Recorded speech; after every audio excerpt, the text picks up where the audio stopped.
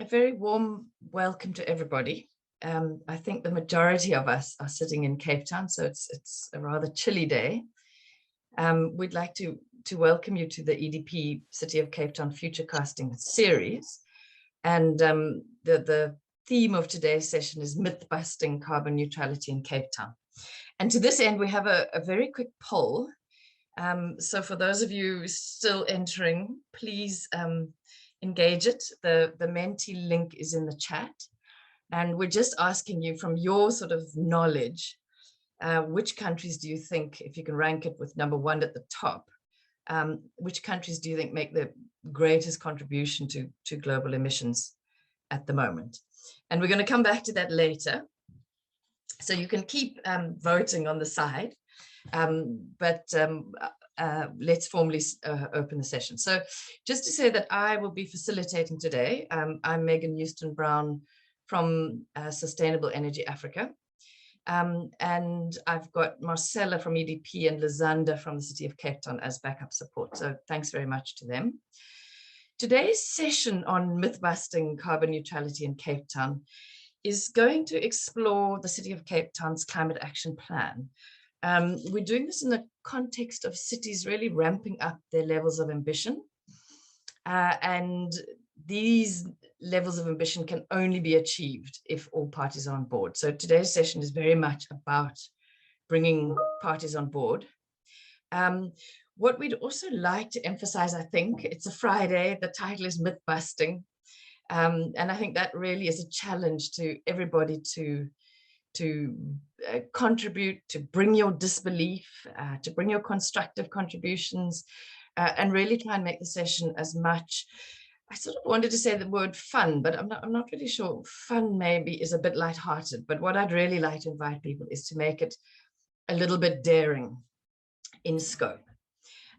Just to say that the Futurecasting Cape Town series are convened by the EDP and the City of Cape Town's Resilience Department. The aim is to create a platform for conversations across different sectors, looking at building future resilience for Cape Town and beyond. The Western Cape Economic Development Partnership, or EDP, is a public benefit organization that helps stakeholders from different sectors to work together to achieve inclusive and sustainable development outcomes and improve well-being in our society. They specialize in systems mapping, in designing collaborative partnering processes and fostering adaptive management skills across sectors. And really just to add in the context of today's session, that the EDP has also been collaborating with the City of Cape Town for the past 2 years on really bringing stakeholder engagement into the development of the city's carbon neutral vision. So they've been enormously enabling in making sure that what is presented today as the climate action plan is not something just coming out of the city's offices, but has been collaboratively achieved. Just to say that I'm very honored to be facilitating this session, and I'm, as I said, from Sustainable Energy Africa, and SEA itself has a very long history of seeding sustainable energy and climate into the city's work, reaching all the way back to the very first energy and climate change strategy that we supported the city to develop in 2006. And we were, a partner in developing the latest climate action plan, which was done under the C40 Deadline 2020 banner. So it's been a long walk. The session we've got 4 great speakers. I'm going to introduce them shortly, but just to say that they will provide topic inputs for about 7 or so minutes each. And then we will open for discussion. So in the meanwhile, please place any comments or questions in the chat. Marcella will be gathering those up and making sure that they are part of the discussion. We should ideally have 30 minutes for discussion at the end, and we will close at 11:30. So with that, I would like to hand over to Gareth Morgan, who's the Executive Director of Future Planning and Resilience in the City of Cape Town, to make the opening remarks. Gareth, over to you. Hello, everyone. Can you hear me? We can hear you. Great. Gareth. Wonderful. Thank you very, very much for joining us today, everyone. And thank you to our speakers and contributors. It's a great pleasure to work in partnership with the Western Cape Economic Development Partnership to once again produce another edition of the Futurecasting series. The Futurecasting series has been going on for about 2 years now. This is approximately the 8th edition of the Futurecasting series. It is an action of Cape Town's resilience strategy, which is to regularly engage on typically topics that are around future shocks or stresses, but we can deviate sometimes from that methodology. And in recent times, we've looked at the impacts of mental health and climate change. We've looked at the impacts of heat waves and flooding. We've looked at the war in Ukraine or other global events that can impact Cape Town. So at all times, we attempt to bring together a number of stakeholders, including government, civil society, academia, and business. And we have, in recent times, have really, really good attendance. And the idea is to understand whatever the field is we're looking at. And today we're myth-busting carbon neutrality, and to principally understand what the roles and responsibilities of different stakeholders in our city are and can be, and to genuinely contribute and collaborate on improvements to whatever topic we're working on. As I said today, it's myth busting in the realm of carbon neutrality. The City of Cape Town's climate action plan was recently approved. It was finally approved towards the end of last year. It is an additional document on top of the climate change strategy, which was approved a little bit earlier last year. Of course, Cape Town has a long history of strategy in the climate change space going back a good 20 years now, but it is obviously necessary to improve based on new learnings and new science, our strategic approaches to climate change. Of course, today's meeting also happens in the broader context of an energy security problem in Cape Town. So notwithstanding our goals in order to attain carbon neutrality by 2050, we also have to address the energy security issues in our city. And the good thing, of course, is that so many of those possible actions that can be taken, and only this week the mayor announced a new action with regards to payment in the SSEG space for installers of SSEG onto certain typologies. That is a new action. What's good about the energy security space is that there are significant co-benefits that can be realized. New improvements in energy security, whether at a utility level or at a decentralized level, do have the ability, if we are thoughtful about it and deliberate about it, to contribute very clearly to that journey to attain what are the global goals around climate change. So thank you once again to the speakers. Thank you to everyone who has joined us today. I hope it is a fruitful discussion. Thank you very much. Cheers. Thank you, Gareth. And I think just to say that the Futurecasting series has been going for a long time, and just to mention that the very next session will be on the 23rd of September and tackling the issue of cybersecurity, which I think is fascinating and sort of something about which few of us know very much, but increasingly important. And thank you also, Gareth, for mentioning the energy security issue. It's Friday today, and I think it's been a very long week, which began with the sort of presidential announcements, and as Gareth noted, the mayor's announcements about feed-in tariff for embedded generation. So we are in a moment of change and leveraging change, which is exciting. On that note, if we can quickly look at the Menti, the poll. Okay, so we thought, because this is a myth-busting exercise, we'd like to start with looking at, well, what are some of the beliefs we hold, and maybe correcting some of those. So this is an interesting outcome. I have to confess that the poll was a little bit jimmied because you couldn't actually get the correct answer. But we've got here, first is Germany. This is in terms of what all of you think.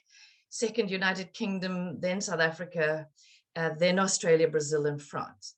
So I'm quite impressed that people think South Africa is fairly high up there. because the myth that we're wanting to bust here is the concept that South Africa is a very small contributor in global terms. I think we all know we've got dirty coal and we have dirty emissions, but there's a sort of sense that relative to the rest of the world, we're not a big contributor. So what I just wanted to say was that, yes, you're correct. Germany is the biggest contributor here. But what I think is really fascinating is that second, third, fourth, fifth, and sixth on this list all contribute 1% to global emissions currently, and Germany contributes 2%. And yet its economy is probably about 6 times as big as South Africa's, and its population is substantially higher. So relative to economic development and relative to population, South Africa is really a substantial contributor. And for anybody who says, but our contribution doesn't matter, I think you can ask them how would they feel if the United Kingdom, Australia, France all said the same thing. Thanks, Marcella, for that. Okay, so on that note, I'd like to quickly give you an overview of the day and the speakers. To say our speakers include, we've got a lineup of 4 speakers. 2 of these are from the city. Adrian Stone is going to tell us a little bit about, well, not a little bit, he's going to give us in a very short amount of time an overview and insight into the climate action plan. Where is it coming from? What was the evidence base on which the targets have been set? And, who needs to do what? So we're going to get that from him. Tim Haddingham, also from the city, is going to give us a sense of what is the city doing to sort of orientate itself towards sustainable business and to enable sustainable business in the city. We've then got Kevin James, who's CEO of GCX. And Kevin is going to give us insight from his experience of working in the trenches of what it actually means to get businesses to transform, to make them sustainable. And then we're going to close with Severin Madurai, who was with WWF. He's a financial specialist within WWF, and he's going to speak on the work they're doing around sustainable finance, which of course, it sort of closes the loop. We've got a strategy, we've got a plan, we've got the businesses doing things, but you absolutely obviously have to have the money to drive the new transactions that need to take place. So on that note, I'm going to invite Adrian to present. Adrian Stone is manager, data management and integration platforms with the Sustainable Energy Markets Department of the City of Cape Town. His full bio will be posted in the chat. Adrian is an outstanding energy modeler. He's also a very deep thinker.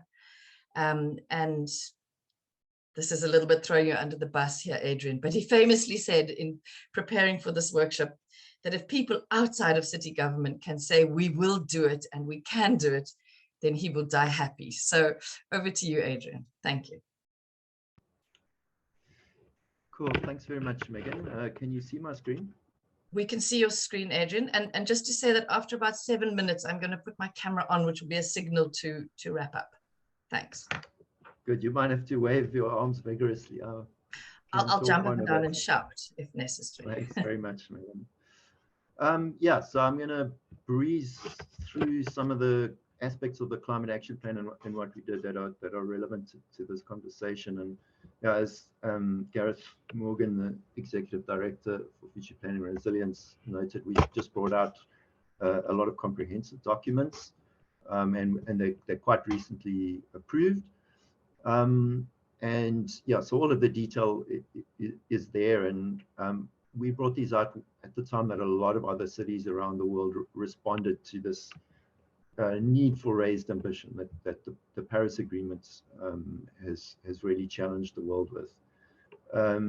And yeah, our plan is similar and different to many of those, and we've tried to respond to the local context, and that's my message for today. And we started actually before any of these documents. There's that smaller document on the right there.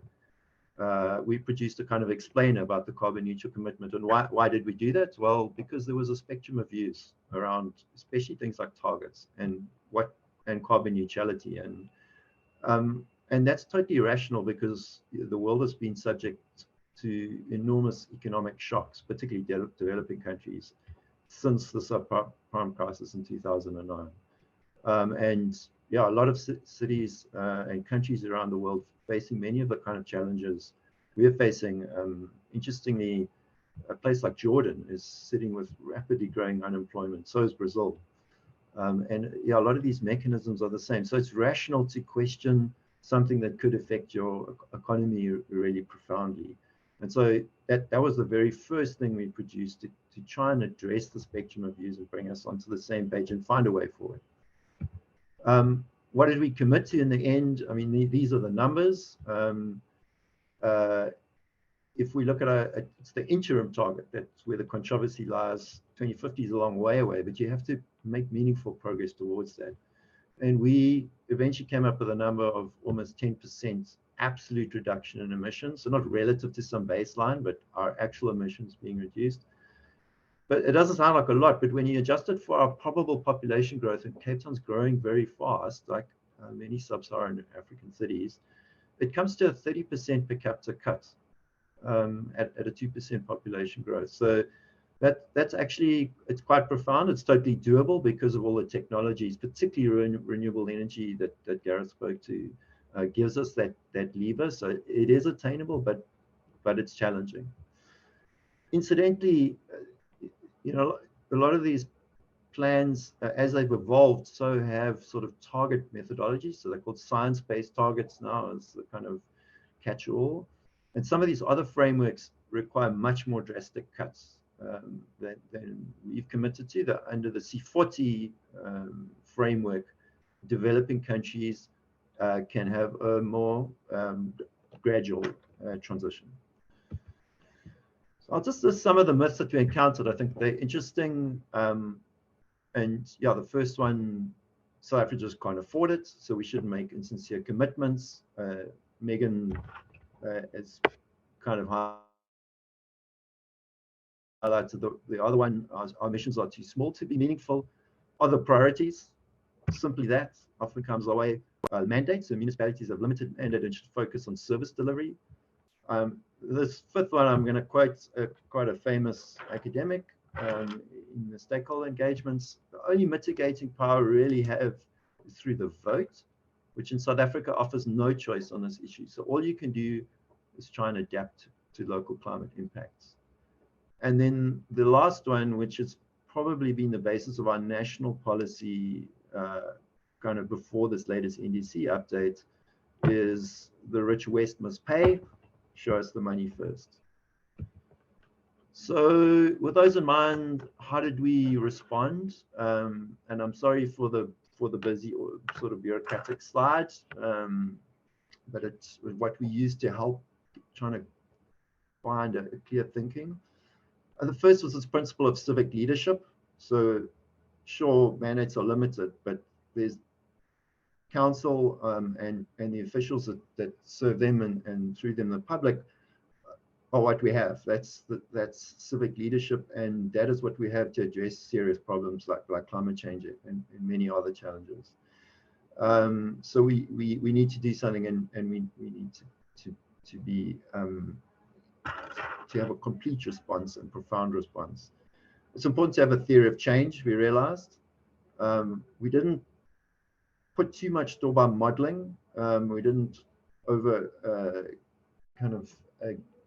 go for analysis paralysis, and it was an informant only to our thinking. We thought a lot about uncertainty, and we thought about uncertainty in different sectors. We benchmarked these targets. We looked at what other countries have done over time, and we also were open about the targets. We took them to executive management very early on, a long time before the plan, and to get that senior leadership approval. I think importantly, with the plan, we limited greenwashing. Most of the plan is actually stuff that we're pretty sure that local government can do, but there are key, communication, outreach, regulatory, and partnership actions there. But there's a big gap between the actual actions in the plan and those targets. And so the plan defines a role for government, but the role for everyone else is actually really, really big. And we don't say that we can do that. And you can see that, in the beginning, this interim target it's mostly renewable energy. And we're sort of seeing a situation where at best we can keep transport kind of static. And yeah, many of us will know about the very aggressive provincial waste diversion target. So we're expecting something from that. So that's the logic. But they're kind of these three pathways are the basis of a theory of change. And I don't see any great intellectual store by that. I'm sure it can be knocked down. But it was important for us to think about things. And the first one of these is green economy and special economic zones. I think we hear a lot about the green economy and its opportunities. Tim will speak to the special economic zone. I think it's one of the best ways that the city has practically responded and creates this opportunity for aggregating renewable energy. And Gareth spoke to and Megan as well around the mayor's announcements around compensating net generation. That this brings more energy on the grid that could be aggregated.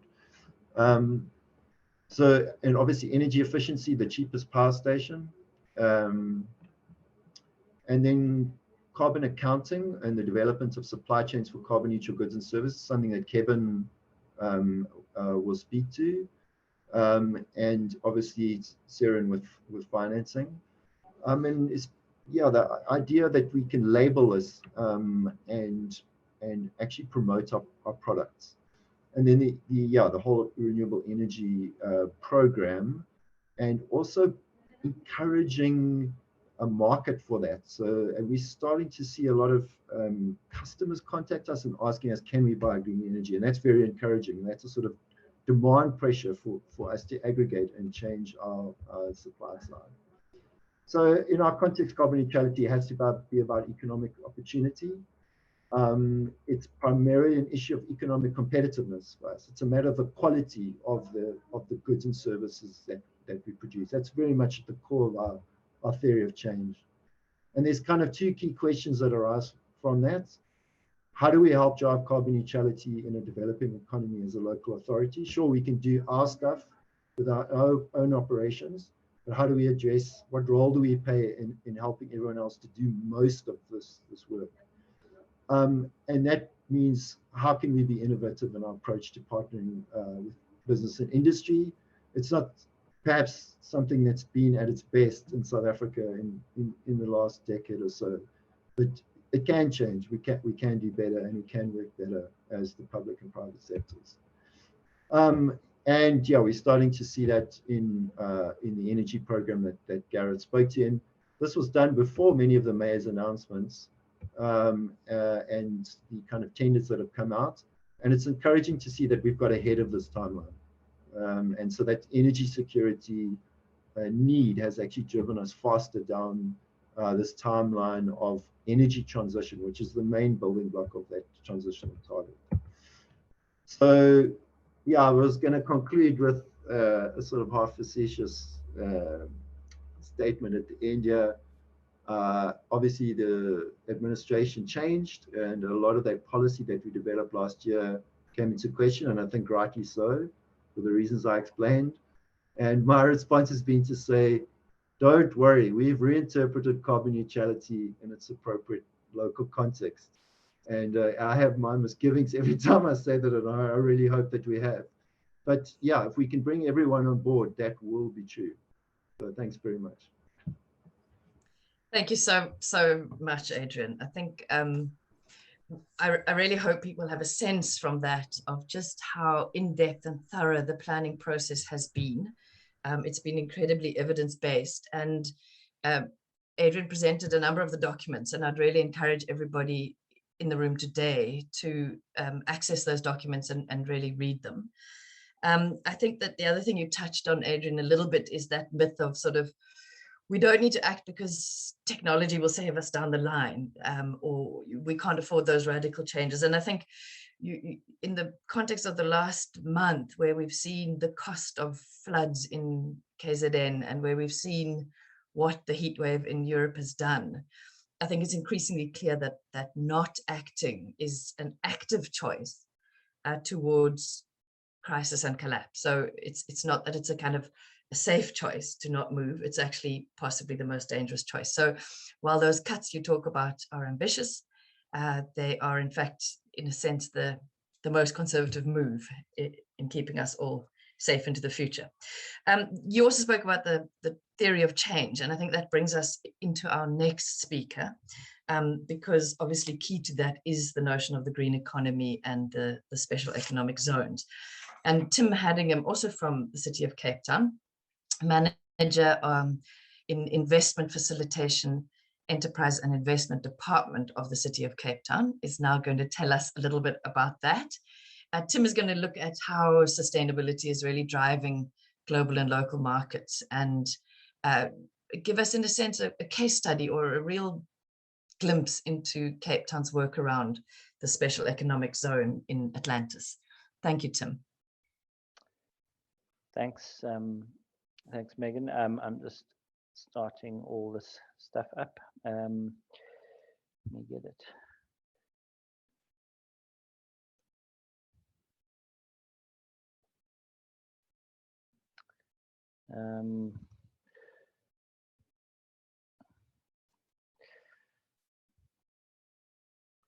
Are you winning there, Tim? Okay. Yes, great. Yes, yeah, no, I've got it. Is that off presenter view? Yeah, won't you put it in Yeah. presenter view? What is it in now? It's Is just it showing in, it on? it's slowing the, you know, showing the slides on the side, so speaker view. Okay, I thought I'd. Yeah, it does changed look it. like it on your screen, so I don't know why it's doing that. Maybe shut it down and just open it up again, Tim. Okay. Sometimes it just does that. And so do I click on use presenter view, or? yeah, give that a bash. Okay, let's see. I did try work out this thing beforehand, but It worked perfectly beforehand. I know, we saw that. So it just does this. how's that looking? It's still in the speaker view. I don't know, Marcella, Okay. if you've got any bright ideas. Marcella's also got it, so if she could maybe share it. Maybe she's Yeah, a bit that more might work. technologically astute than I am. Yeah. There we go. Fantastic. That's perfect now, Tim. Okay, great. I think Marcella's doing it. Thanks, Marcella. Good morning, everyone. Good morning, colleagues. Yeah, so I mean, I think the in thinking about this, and really, I think what for me is the key question is around the role of the city in catalyzing or supporting and moving this whole climate change or carbon neutral agenda forward. I was reflecting a little bit on the evolution of the city's role, and quite a few of the Cape Town colleagues in this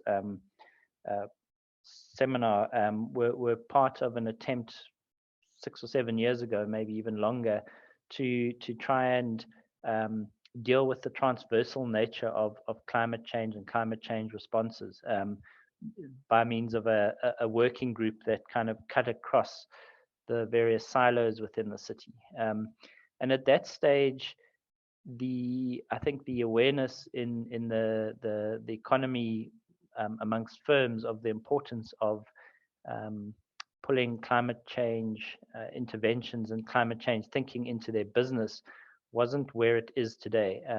So the approach very much taken by the city at that time was to be a pump primer, if you like. So there was a whole program of retrofitting city buildings to make them more energy efficient and things like that, with the idea that by sort of creating a demand for the skills and for the activity, that it would then reduce the costs for business when they wanted to do it. So you know, and I think that transversal committee, I think, you know, is no longer around, but I think the department then Gareth Morgan heads up is kind of that kind of transversal committee on steroids, if you like, which it kind of took that working across silos and departmental boundaries to the next level. So so that was the city's kind of approach, and at that stage, I think it's evolved since then. And I think it's evolved in Marcelo, if you can move to the first slide. It's involved in, thank you, it's involved in response to what's going out there in the market. And this is just a diagram. It's another hockey stick, but not the one we used to looking at. And this is really around the sustainable annual debt issuance. And I don't want to stray onto Karen's territory, Saren's territory here, but it just illustrates for me quite strongly how the awareness of climate change has sort of developed and grown out in the market. You know, 5 or 6 years ago, it was a handful of usually Dutch companies that were including climate change considerations into their business, mainly from an ethical perspective. And I think it's much more deeply entrenched now as a business consideration, and that's coming from, you know, company boards, their shareholders, their stakeholders, their customers, and from a risk perspective as well. So it's definitely more front and center now than it was. In 2016, the city itself went to market with a green bond. I think it was about R1 billion bond, and I think at the auction there was close to R5 billion worth of bids for that bond, and with the result we got a very good rate on that. So and that was 5 or 6 years ago. I think, you know, now what this slide suggests is that there's even more of a demand for that. So moving on to the next slide, which is the SEZ. It's just really a picture. The special economic zone is a national government program. You basically demarcate an area, and a set of special conditions apply in that area. Unlike SEZs internationally, this one doesn't include a relaxation of labor laws, but it has a whole bunch of incentives around skills development, special tax rates, and things like that. The area where it's set up in is Atlantis. For those of you who aren't from Cape Town, it's a town that lies 50 kilometers north of the city. It's a marginalized community, both spatially and socioeconomically. It was basically a dumping ground for forced removals in the 60s and 70s, and it's been through a whole pattern of boom and bust. In 2013, the city saw an opportunity when the first REAP program was announced to develop or support the development of industry there. It's well away from highway bridges and things like that, and much closer to the sites of wind farms. So you can construct these large wind farm components and put them on trucks and take them out without affecting traffic patterns and things like that. So that sort of in 2015, the city and provincial government came together and put in an application for SEZ status, specifically building on that history of renewable energy component manufacture, so that we could, with a focus on green technology. And green technology is something we define rather broadly as low carbon, resource efficient, and socially inclusive. So if your manufacturing activity ticks 2 or more of those boxes, then you considered green technology. It has a few investors in it at the moment. some of which are doing fairly well, some of which are battling.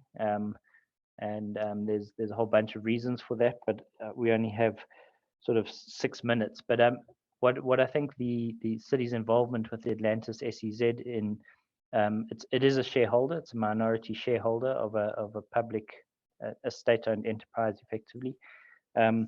What is interesting about it is the city's role has now shifted from one where it's trying to prime the pump to one where it is trying to sort of create opportunities and in a different way and conditions for investment to take place, for private sector to directly grow and expand and in ways that benefit the economy in a low carbon way. So I think the key question for me, which I don't have on a slide, is we've seen that evolution of the role of the local state, and evolution's a process. So as the response to climate change evolves, we need to evolve with it. So given government's limitations and also strengths, what is that appropriate role sort of going forward, and what's that new level of engagement with business? What does it look like? How do we, to use a word I don't like, what's its modality? How does it operate? How does it interact? So I'll leave it there. Thanks, Megan. Thanks, Marcella. Thanks very much, Tim. And I think, Tim, you've done two things very clearly, and thank you for that. The one is this illustration of change. So often one of the myths we hold is that we can't change, and we can't change fast enough. And I think often change is quite invisible. And because of that, we sort of don't realize how dynamic and changing the world is around us all the time. And you spoke about this, the city beginning with kind of transversality and being a catalytic, playing a catalytic role, but in fact, evolving into a new response as the market has changed. And I know that there's an incredible amount of very dramatic change that has happened. And the second thing you did, I think, for us was put very squarely on the table the question of what is the role of the city to enable this. And that's the perfect moment really to hand over to Kevin James. But there were two things. It's what is the role of the city? There's the challenge around what do you take forward and how do you enable the market?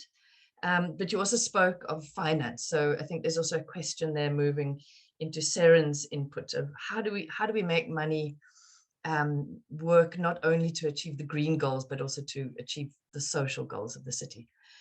So on that note, Kevin, I'm going to hand over to you. And I think we had an illustration of, in a sense, the sort of that zone of the cities where they're kind of trying to practice that process of almost like creative destruction, where you sort of pull something else down and grow the new up. And we'd like to hear from you, who sit on the other side of the city in the trenches with business, trying to drive businesses to do things differently. And then what is it, this question from Tim, what is the role of the city from your perspective? What are you needing? And just to introduce Kevin to people, Kevin is the founder of GCX Africa and he's, spent his entire working life committed to sort of bringing radical change to business in terms of bringing sustainability into business. So Kevin, we're really grateful to have your hands-on experience in the room. And I'm really hoping that you're going to also bring some of your frustration as well, and some of your sense of urgency and challenge. Thanks, Kevin. Thank you. Thanks, Megan. Thanks, City of Cape Town, for the invitation. It's a real honor to be here. And I'm going to give you a little bit of a background into what we do, because we're a very different kind of company. We are we are systemic in our thinking.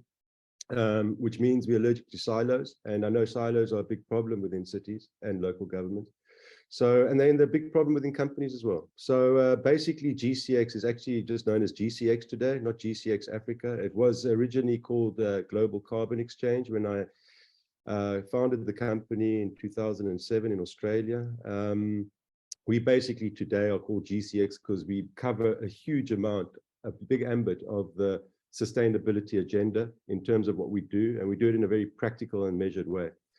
So GCX, basically, our areas of expertise is waste, strategic waste road mapping and modeling, as well as implementation and partnering with our clients to achieve zero waste to landfill.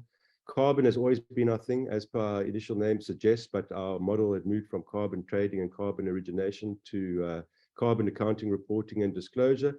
And more recently, we have developed a platform, which is a very, very intelligent platform, performance management platform, actually, allowing companies to set baselines, targets, milestones, and develop roadmaps to meet these medium and long-term targets.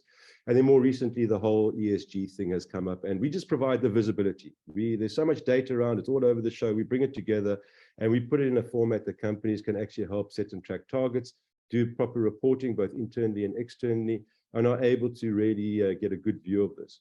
On the waste side, we are very involved. We've got a company called Zero Waste Technologies, where we actually build, own, operate waste to energy sites and turn waste into different things that can actually divert waste from landfill, because obviously in South Africa in particular, landfill is a moot point, and they're closing all over the show. As the airspace in landfills gets reduced, the costs increase. The logistics around it is something quite extraordinary at the moment with the cost of diesel. So there's big challenges around this. So we help companies achieve zero waste to landfill enterprise-wide. And then finally, I'm also a director and on the ExCo of the Green Building Council for the last 5 years, which gives me another bit of a view into things, particularly around C40, because there's a big green building play in the C40 obligations that have been taken on by signing that up to that. So that's really the context of the way we see things. Thanks. We're in the trenches. We're very practical. We're led by data, and we're trying our best to do things from a demand side and from a waste generation side. But it's not always easy without help from the environment within which we operate or our clients operate. So I think the first thing is data. That's the obvious one. You know, Peter Drucker said it best, and that's our beacon, our shining light, which is you can't manage, improve, or change what you can't measure.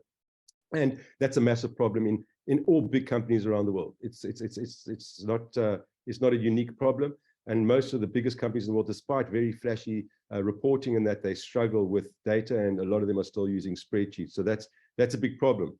I think the other thing from data is this ability to performance management, not just to report. And that's something we do very well. And at a city level, I think on the supply side, it's something that we'd like to see more of. I think the biggest beef that we have and our clients have in any environment is policy certainty. Okay, and at a South African context, it's extremely hard. In Cape Town, it's easier, and kudos to Cape Town. You guys are doing a really, under the circumstances, a really great job with balancing different priorities around the housing crisis, et cetera, and we know that this is something that is important globally for us to be able to participate on a global basis. But however, we've got these competing priorities, and our mayor is doing a great job at balancing those, in my opinion. But you know, the things around power, we've just seen our president on Monday with a bit of an underwhelming publication or presentation to the country about what they're doing. I think may have been some of it response to our mayor going and doing it first in terms of, you know, buying power from IPPs. Should have happened a while ago, in my opinion, to be honest with you. And that to me is purely from an energy security perspective, not from a sustainability perspective or carbon reduction perspective. I could be wrong. But if it was really around climate change, I think there would be a much easier way to purchase large-scale renewable energy from the city, or through the city, by energy wheeling and third-party energy generators. And that is still not happening. And I'd like to talk about that a little bit more, because I know there's a pilot going on, but there's still a long time. And all of our clients who are looking at wheeling, this is the big one in South Africa. You cannot just tick a box on renewable energy and buy large-scale renewable energy. You have to almost have the stars align in order for that to happen. And we just rather not rely on astronomy, but rather on clear policy in order to do that. I think the MFMA remains a problem for long-term projects, certainly on the zero waste technology side. You know, it's at odds with long-term projects. PPPs are very, very difficult to enter into with the city and local government. So there's very few options there, but these problems need to be taken away. I think on the waste side, Cape Town has definitely led the way in terms of driving organic waste bans. Certainly at 2022, 50% reduction, 2027 complete ban. The problem is, as always, what are the alternatives? Okay, we've got quite a few alternatives. Every discussion we're having around driving zero waste at a portfolio or enterprise level has come back with, well, the rest of the country is just is actually falling quite a bit behind in terms of this, because there are no options and no alternatives. In Cape Town, we do have quite a few composting sites, etc. But there's other things as well on the waste side. If we stop breaking down these silos, which is critical, because I mean, what we do on waste to energy, we have the ability to take in any kind of waste, both organic and do a biological process, or we can take in municipal solid waste and do an advanced thermal gasification pyrolysis technology. But on both sides, literally, it is also very, very hard to bring these projects into place. Some of our projects have taken 5 to 8 years to get into gear, because we need the feedstock agreement, we need the offtake agreement, we need to find the right business case in a very, very dynamic and moving environment. And it's not easy to put these things together. And we've had, to be honest with you, very little support from city in terms of incentives. And I think if we are trying to ban a certain practice and we're leaving it up to companies to actually have to deal with it and find solutions, which is very hard for a lot of companies, certainly in an urban environment, because there's no space, etc., then we would like a little bit more support in the situation. The other thing is human effluent. I think the city of Cape Town's had a human effluent issue for a long time in dealing with it. It's a no-brainer in terms of a biological biogas generation solution. And that is waste has to be seen as an appreciating asset. It has to be seen as a resource. We don't need to have to always get solar panels. We don't always have to grow biomass. We've got enough of the stuff and we need to get circular about it. I think the transport sector as well, Megan, I'm almost done. And I've got a lot to talk about, so please ask me questions later, because I can't cover it all in the first 7s. On the transport sector, there's a big drive with EVs. We know there's a challenge with the life cycle of EVs. That's still up in the air in terms of what that is, as well as driving it without the renewable infrastructure to charge these things up. Once again, I come back to waste, turning it into biogas, turning it into LPG replacement, retrofitting vehicles, and getting these vehicles to drive off our waste, basically. All doable, all common practice in other places. And then the food security thing, once again, just to get visibility, we're busy with EDP on 1 or 2 projects in terms of trying to monitor waste at a materials flow level across the city, energy, water, waste, food. Very, very hard to get data, but I have to say, with the help of Adrian, with the help of Hugh, and with the help of others, we seem to be making some progress there. Finance, big subject, but I won't. I'll leave that up to Saren. And yes, just bringing up the just transition, not only about how fast we do it, but also the impact, the social impacts, etc., etc. So yeah, please ask me any question you want later, and I'll happily address it through our lens. Thank you so much, Kevin. And I realize it's completely unrealistic to expect you to talk to each of those sectors in 7 minutes, but you did a really good job. And I think being allergic to silos and working across all of the in a sense, what the city calls the big hitter areas for carbon neutrality does give a very important insight. And I think it also speaks to this increasing need to make the linkages across all of those sectors, because I think there's enormous leverage. So if we see everything in isolation, it becomes very hard. But in fact, it's these endless sort of circles and levers that, if you start one thing, it leverages others. And hopefully that means that our impact can sort of spiral upwards in impact rather than remain in sort of drops in the ocean. Kind of pleased to hear that the private sector struggles with data and performance management, as we sort of always think that's just a public sector thing. And in fact, maybe it's something that the public sector can share with the private sector. But I think your overarching point is really this need for a clear framework, a sort of strong framework within which transactions can happen. So we're wanting massive shifts in investment, and that means people need a certain amount of security, certain amount of knowing what the future will hold. And we won't, at this stage, it can come up in some of the questions, we won't go into all of the sector areas you spoke about, but how do we move as quickly as possible into that strong sort of framework? And then I think another part of that would be, how do we operate if we don't have a strong policy framework? Because I think that's also worth asking. We can wish for something, but if it's not going to be in place, what is another way of operating? And I think we can talk about it in the discussion, but I think certainly the more we develop a culture of trust across players, the more we do things together and we foster kind of collaboration, it makes a safer space. So, you know, even if the policy is not completely in place, if we know that the intention across the board is to support and enable each other, at least one can start moving in the right direction. And I think that's a good note to move on to Seren, because in a sense, what Kevin is saying is that, of course, there's implementation, but implementation is obviously driven by these big new investments. And Seren Majirai is our last speaker today. And Seren is a finance sector specialist with WWF. And he's going to talk to us today really about embracing carbon neutrality as competitiveness. And how can we make the most of finance opportunities, and what is the work that WWF is doing into that space. And Seren, I really sort of like the notion that, you know, people always say, follow the money. And so in a sense, we're going to ask you to tell us what is the money saying, what is the money doing? So over to you. Thank you. Thanks, Megan, and good morning, everyone. So I'm just going to switch my slides into presenter mode, so hopefully you can all see that. And yeah, good morning, everyone. I hope you're having a better morning than me. It's cold and rainy in Cape Town, so I got soaked getting into my car. So I hope you're dry and warm wherever you are.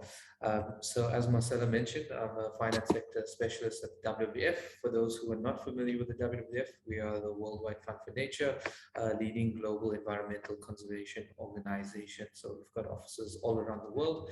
So I think most people know who we are, but it's nice to have this slide just to emphasize that we're no longer the World Wildlife Fund, which I think people often still refer to us as. We're the Worldwide Fund for Nature, and that's because we have a focus that's broader than just wildlife, right? These are some of our practice areas, from forests, climate and energy, fresh water. Of course, we still work on wildlife. And then we also have these cross-cutting work streams that engage with markets, engage with governance, and I focus on the finance side of things. So just a bit deeper into what the finance practice is doing at WWF, we work on environmental bonds. Those are things like green bonds, blue bonds, sukuk bonds, you know, the green bond standard, things like that. We work on greening the financial regulations, so we engage with central bankers, policymakers in terms of greening the financial system. Then there's green financial solutions, which I personally work a lot on, and I'm going to chat to that a little bit more. Then there's the portfolio alignment work stream. That's the work stream that focuses on getting portfolios within asset management companies, insurers, banks, to align their investments towards a Paris Agreement and the 1.5-degree climate targets. And then lastly, we have the work on natural capital, which is a bit of a newer work stream. That's about integrating nature-related risks within the finance sector. So onto some of our green financial solutions. So I want to talk about the Sanlam Living Planet Fund first. So that's in the bottom right corner there. So when I joined WWF about 6 years ago, my main focus was on working on the Living Planet Fund. And the focus on that fund is about integrating environmental risk management principles within investment management principles. So WWF, as an NGO, it has its own trust and its fund. But if you're going out to people and saying, you know, you need to be conscious about where you're saving and where you're investing your money, then you need to look internally about actually where WWF itself is investing its money. And to that effect, we created the Sanlam Living Planet Fund, and that's a fund that has you know, we have restrictions on certain sectors, so we don't have any pure coal companies. So we divested fully out of companies like Sasol and Exxaro and the coal sector in general. We also apply some strong social parameters onto the fund, looking at child labor, harmful labor practices, human rights violations. All those companies that go through a negative screening process get excluded from the fund. And it's not just WWF that invests in the Living Planet Fund, it's actually opened to the market. So any other institutions, pension funds, high net worth individuals, family trusts, or even the man on the street, the retail investor, can invest into the Sanlam Living Planet Fund. So that's where I started at WWF working, and that kind of set off a lot of our work in the sustainable finance space. So once we had the Living Planet Fund set up, we then created an impact investing platform called the Green Outcomes Fund, and we did that with UCT's Bertha Center, Green Cape, and WWF as design partners. And the Green Outcomes Fund is a blended finance impact investing solution. We try to catalyze investments into the green economy using outcomes-based payment methodology. The fund's been going for about 2.5 years now, and it's been quite interesting working on that side of things. Then on the large scale finance, we work with DBSA quite closely. We were part of the steering committee on the climate finance facility. That's looking at larger infrastructure deals in the kind of greening our South African infrastructure.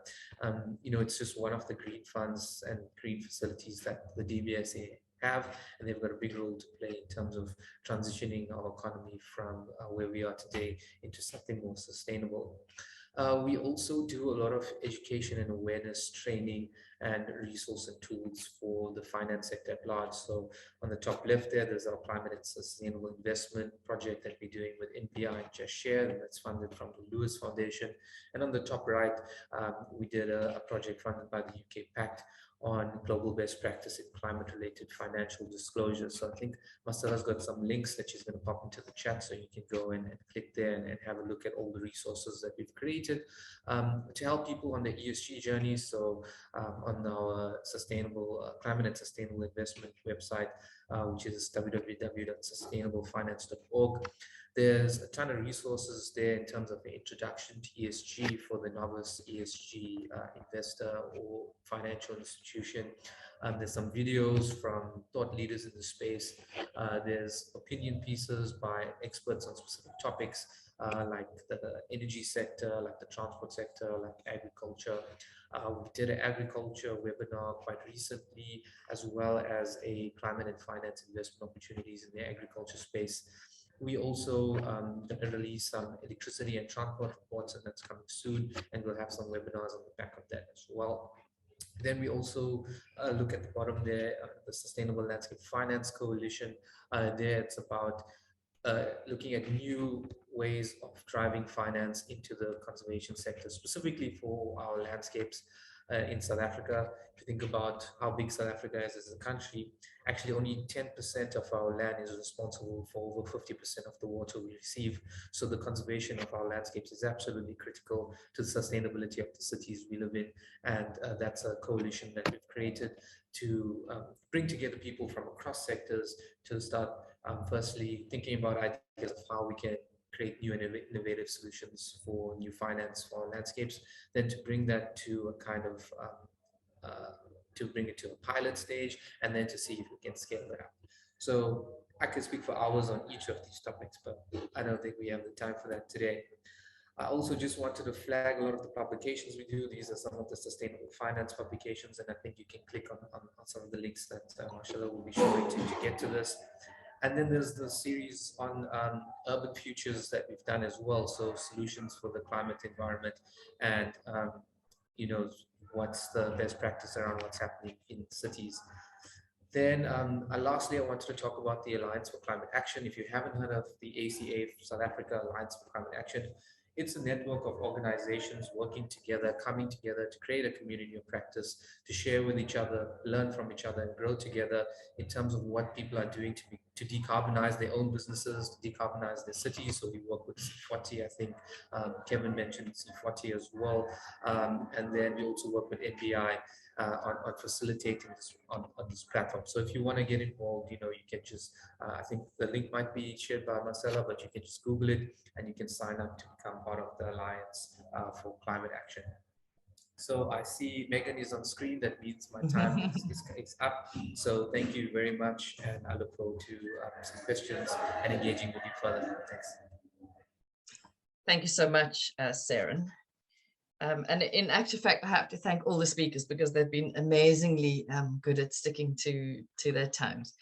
So Saren, thank you very much. I must say, listening to you, I almost get the sense of money being this very shy and timid animal that's very, very sensitive to kind of public opinion. It needs kind of coaxing, it needs incubating, which is interesting. You know, one tends to have this idea of money being this kind of brash maker or breaker.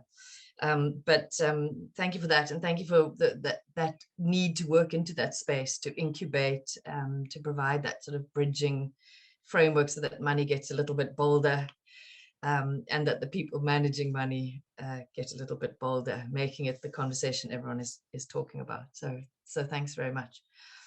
And that really brings us to the end of those inputs, and those were really starting points from all of the speakers. So I really encourage anybody to place important things they want to place in the chat. I think what we're really wanting to ask everybody in the room, and I'm going to go back to the speakers and ask them some specific questions, but I just wanted to sort of frame a little bit for people in the room.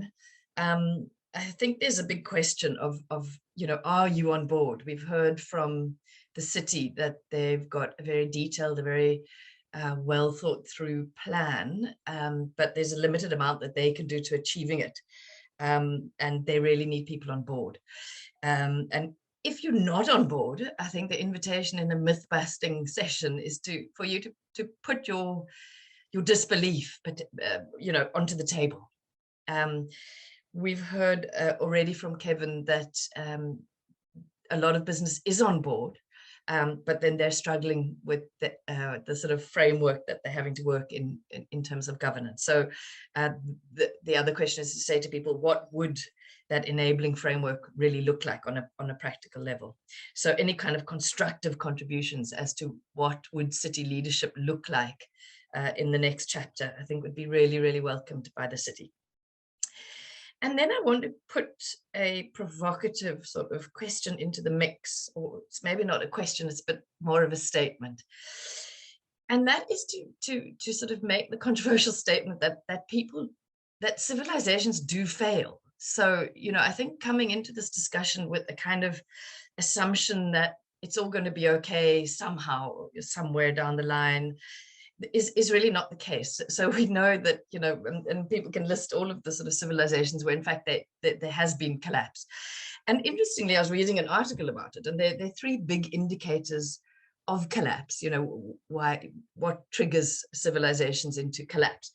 And two of those indicators are environmental, and I think we deal with that a lot and we talk about it a lot. So one of them is, you know, simply overreaching the environmental resources on the planet, and I think we document that. I think we've talked about it quite a lot. We particularly measure it in terms of greenhouse gas emissions, and that's what we're talking about today, bringing those emissions back into the right sort of scale. The second indicator is climate crisis, so climate disaster events. And we certainly are seeing that. And as the city of Cape Town, we have had a very deep experience of that with the drought. But we know we are in a phase of that already. The third indicator for the collapse of civilizations is inequality. And I think this sort of third branch of it, I think we fail to measure and manage with nearly the same amount of dedicated detail. I think we talk about it a lot. But I think it brings us into the spaces of, and this is really the question I'm going to put to our speakers, the space of what is it that we have to let go of in order to achieve this radical change that we need to make. Can we do it from within the sort of existing spaces? And Kevin, I noticed in a blog of yours, you spoke about during COVID, seeing emissions reduce. And we sort of know that was quite a radical change in both working patterns, but also there was a sort of an economic hit or shock that came with that as well. So in a sense, the question is, you know, can we do it? Can we do it in the current frameworks? And if not, what are sort of some of the big things we might need to let go of in terms of our lifestyles, in terms of our sort of economic approaches? Yeah, so please, Marcella, if there are points coming up in the chat, will you raise those? And otherwise, I'm going to invite the speakers to sort of respond to this challenge. And I guess it's a socio-economic challenge. can we do it? And really, if there's any constructive role that you'd like to see from the city in enabling that change. And speakers, you could also just, make the point that was sitting with you once you finished and you felt you just didn't get the time to make. I think that's also perfectly fine. Okay, anybody want to jump in, or should I sort of routinely go through you asking each of you to work? Let me do that. Okay, so Adrian, from your side. Cool, thanks, Megan. Yeah, it's a great question. Can we do it? I think the reality is we will do it. Some a recent discussion amongst colleagues brought up other much smaller environmental crises like local air pollution from motor vehicles and the depletion of the ozone layer. And these things were so easily solved was the conversation, but they weren't. Actually, they were hugely contentious and they were hard fought.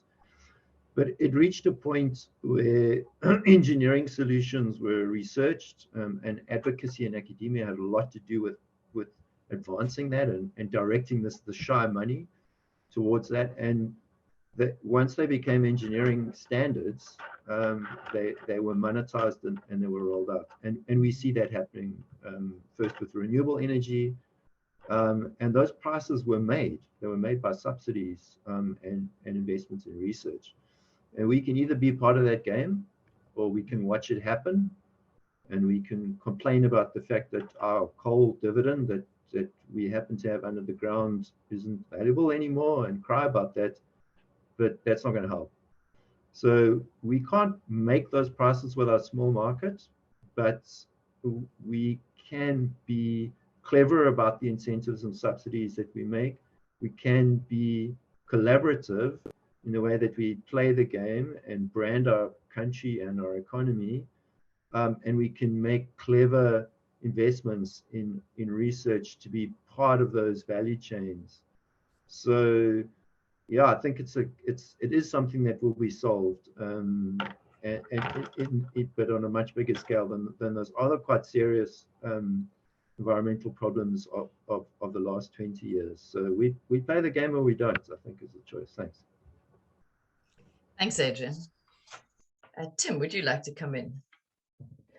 Yeah, thanks, Megan. I mean, I think the challenge with change at a societal level, because it's going to require a sort of a reorientation of how we as individuals and households do what we do.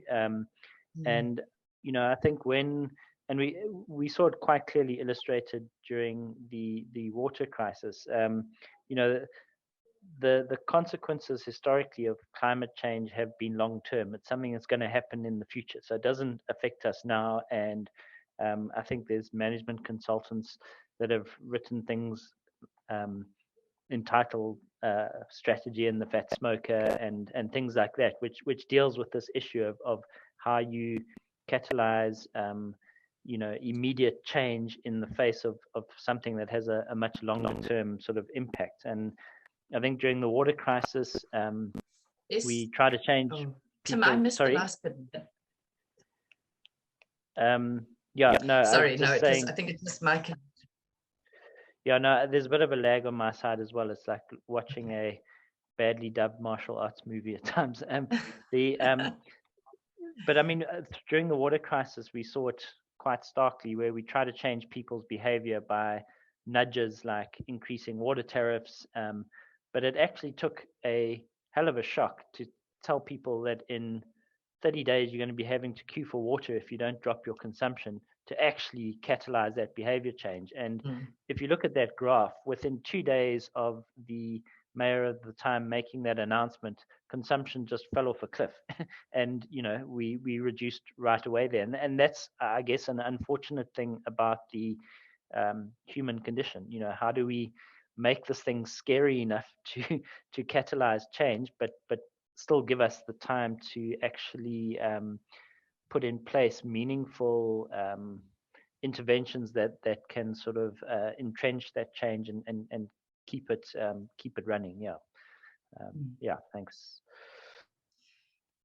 Thanks, Tim. And I think you're absolutely right that there's, we saw it both with the drought and with COVID, that when there is an immediate threat, people respond startlingly quickly. But there is also change going on all the time. And I think it is really important to maybe pull that out. You know, people tend to think that if you can't see it, it's not happening. It's a little bit like, you know, I often think back to my childhood and realize that population has quadrupled since then, and cars on the road have done something like 10-fold increase, but you don't see it, you know, you don't sort of see it. And that's where the data is quite useful, because it puts it down for you.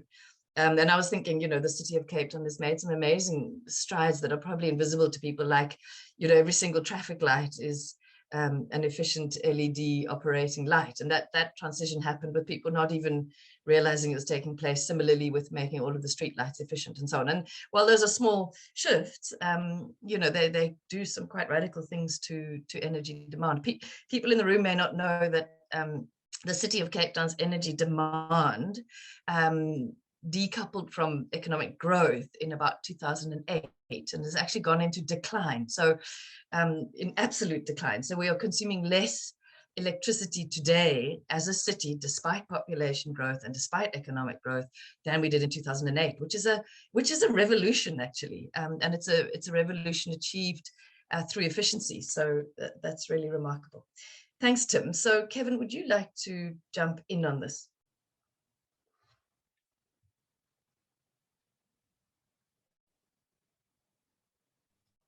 Kevin, you're still on mute. Sorry, had to happen once.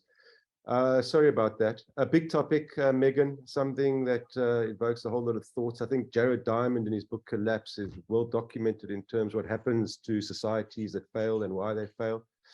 My favorite is still The Lorax by Dr. Zeus, to be honest with you. I read it many times to my kids, and it's still the same story, and I think every child should read that book or have it read to them.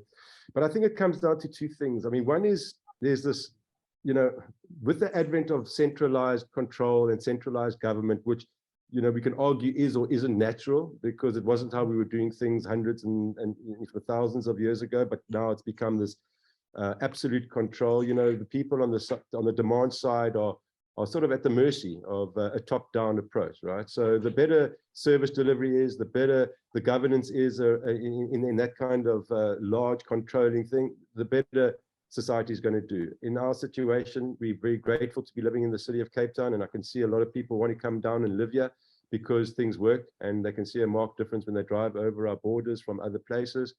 But at the same time, it's still very hard. I mentioned to you, you know, why are we doing all of this? Why is the Atlantis Special Economic Zone? Why we want to attract people, we want to attract big multinational corporations to come and open up offices here. There's a huge influx of data centers happening in South Africa and Africa. They're saying there's going to be more data centers in this continent than anywhere in the world in some time to come.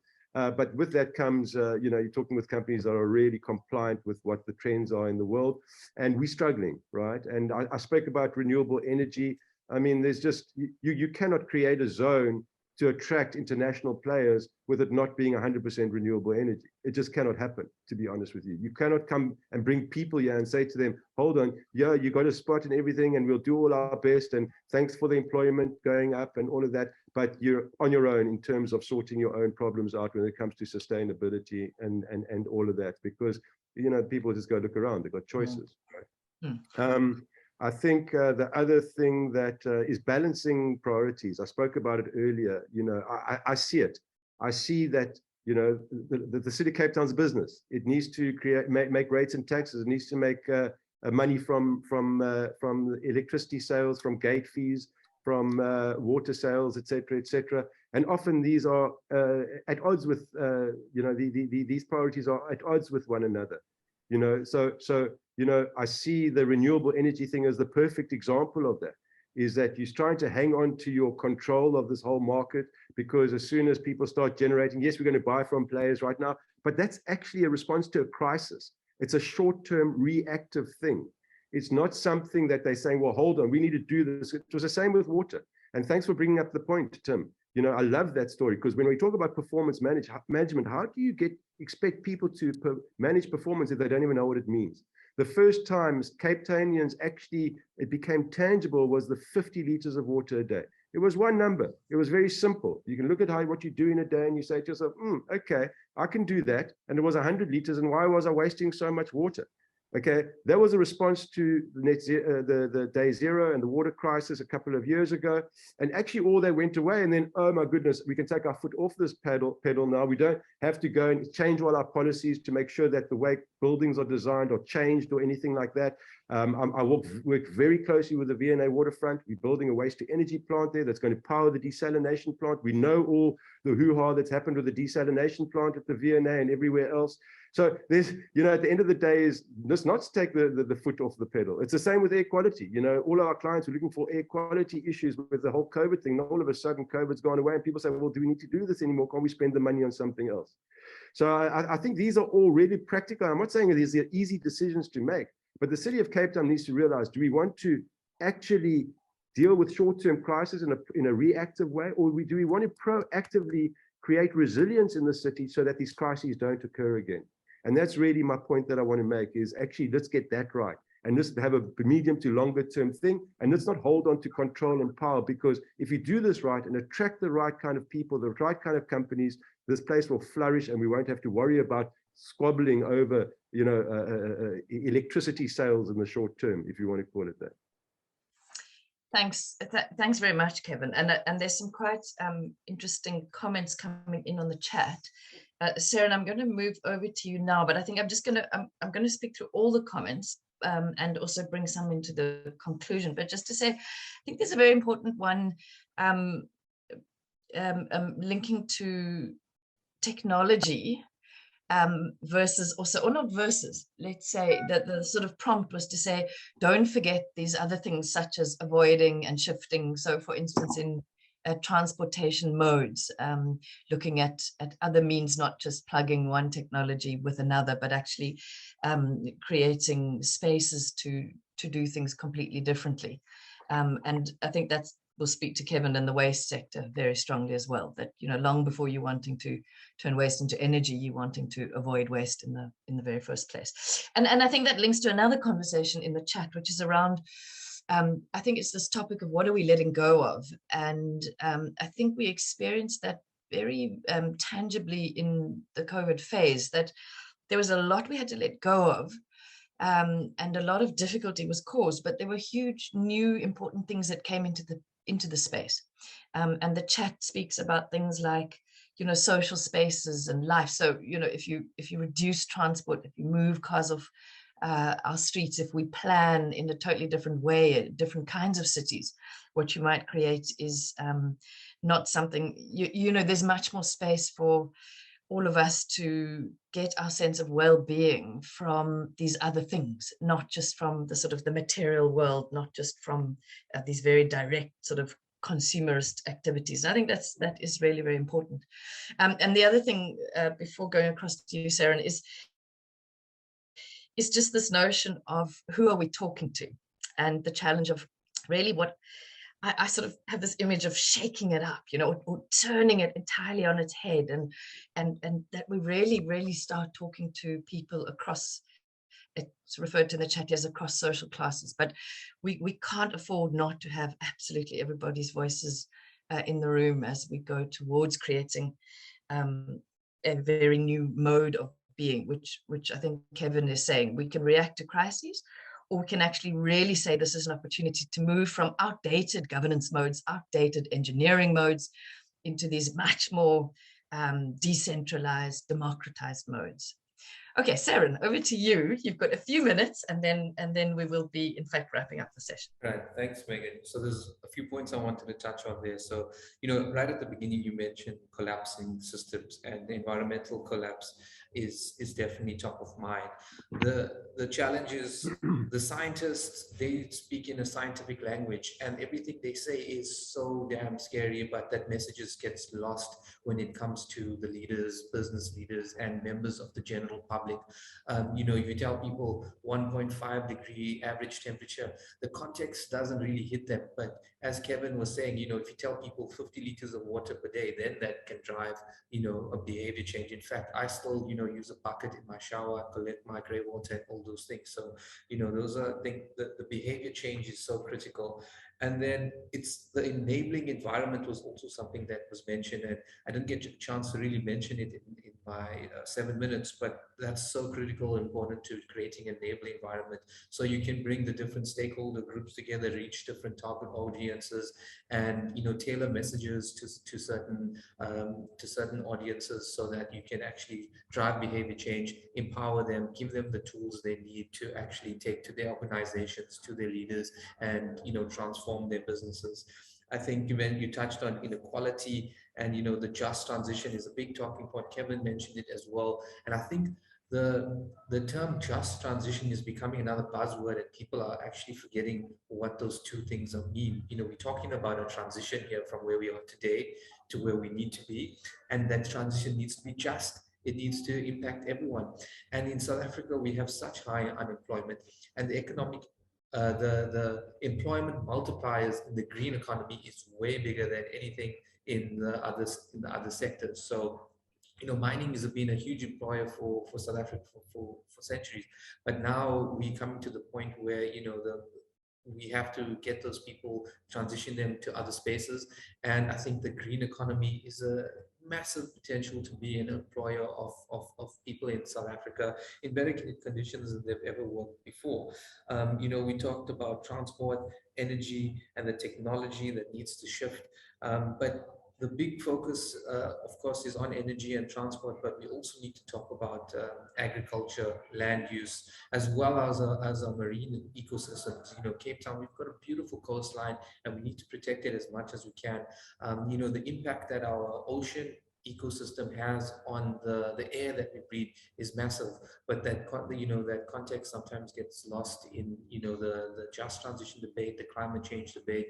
And if you're talking about carbon neutrality, you know, we're going to talk about what's this you know, carbon sequestration, and the potential of the ocean to sequester carbon is something that really didn't come up in the conversation. So we know we need to transition our energy and transport systems, but we also need to transition our agriculture systems and our marine ecosystems as well, because those are huge parts of this whole of our global ecological system. In terms of things we need to let go of, one thing I wanted to mention is the subsidies that's going to, you know, fossil fuel sectors. It's a huge issue that, you know, really gets swept under the rug, and I don't even think our politicians understand the actual subsidies that are going towards the big fossil fuel companies. Then the idea of your power of the investments that people have. With the Living Planet Fund, it's been, you know, not just about WWF's money, but also to showcase that you can have a responsible investment fund that provides a competitive return to investors while having a lower carbon footprint, water footprint, waste footprint than the market. And, you know, we've lowered our footprint over time. We've improved the carbon efficiency of our investments. And then there's also that role that, you know, people can have as active owners and just share their voice in terms of adding their weight to the movement that is the environmental movement, or the transition that, you know, we need as for the city and as a country to become more competitive. So yeah, I know we're running out of time, so I'll hand back to you, Megan, and thanks for Saren. Thanks, everyone. Thanks, Saren. And I just wanted to pick up, there is one question, a very specific targeted question in the chat from Lesego. And Lesego's asking, as a clean tech sort of company, a question to Saren and a question also to the city, to Tim. What are the specific, you know, are the incubators, how can they collaborate with both the finance sector and with the city? So if you could maybe place a response in the chat from the city side. Links in the chat for Lesego. Great, that would be hugely appreciated. Unless there's a sort of statement that would be helpful to everybody, you're welcome to make that.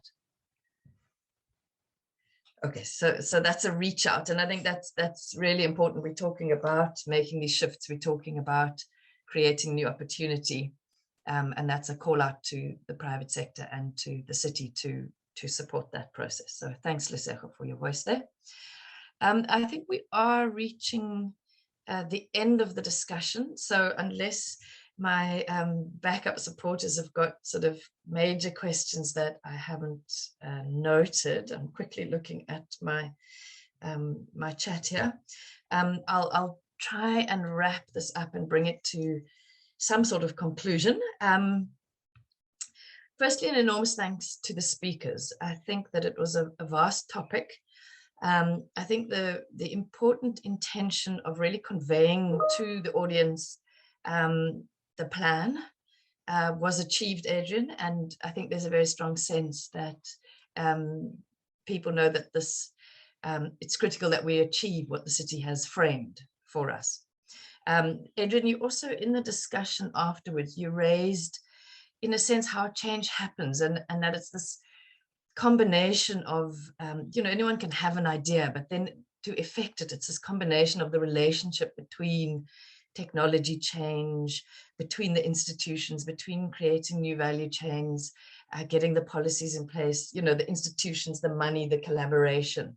And, you know, that all needs to be there, and we need to be more daring in those spaces. And much of that is underway. So it's sometimes frustrating, but it is underway. I